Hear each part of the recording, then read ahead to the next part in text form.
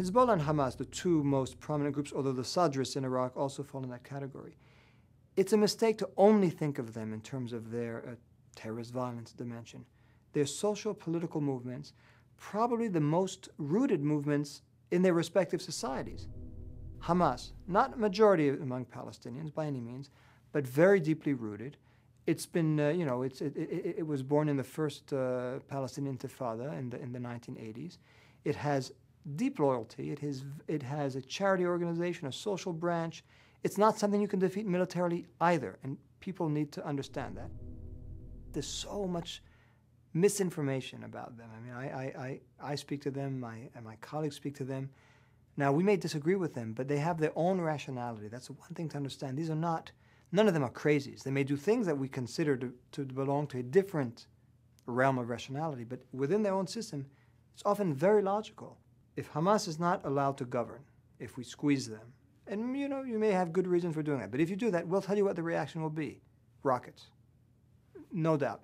And consolidation of Hamas's power in Gaza. Both things have happened. There had been very few democratic elections in the Middle East, and the United States had the Bush administration decided its big banner was going to be associated with the promotion of democracy. That was the big fight. You have a democratic election in Palestine, recognized by all monitoring groups as being free and fair, and perhaps the freest and fairest in the region, Israel excluded. And then the day after that happens, we say, not only are we not going to deal with you, but we're not even going to have a dialogue to see what you need to do to see how we can deal with you.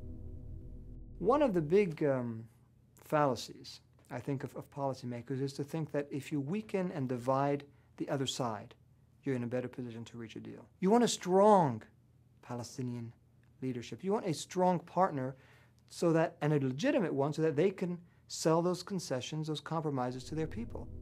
It's very hard for an organization like Hamas to simply say we're going to do a 180-degree shift in our positions. We've asked them to do that. It's the hardest thing to do. It's also not the most meaningful. Let's say that tomorrow they renounce violence, rhetorically. Does anyone believe they'll actually renounce it on the ground? That they're going to disarm? No. The better approach, we thought, was to say, we're going to judge you by your acts. Not do you renounce violence, but are you prepared to implement a ceasefire?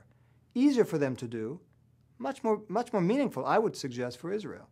Number two, not are you prepared to recognize Israel. I mean, one of the things Hamas will always say is, we won't recognize Israel, and why does anyone ask us to do it when nobody's recognizing our rights? So why do you ask the occupied to recognize the occupier? Okay, we could debate that.